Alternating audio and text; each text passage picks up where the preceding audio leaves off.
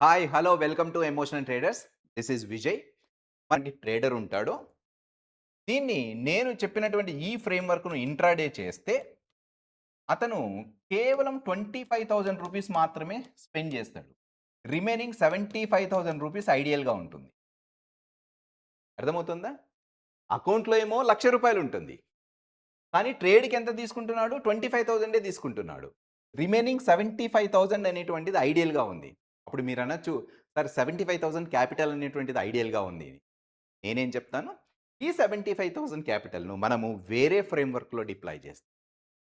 దీన్ని వేరే ఫ్రేమ్‌వర్క్‌లో డిప్లాయ్‌మెంట్ చేస్తాం.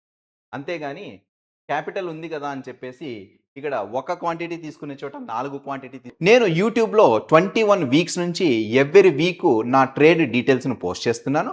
మీరెవరైనా ఆ వీడియోస్ చూడకపోతే ఒకసారి ఆ వీడియోస్ చూడండి. అదేవిధంగా ఫ్రీ వెబినార్‌ను అటెండ్ అవ్వడానికి ఇక్కడ కనిపిస్తున్నటువంటి వాట్సాప్ నంబర్‌కు పింగ్ చేయండి. Thank you very much.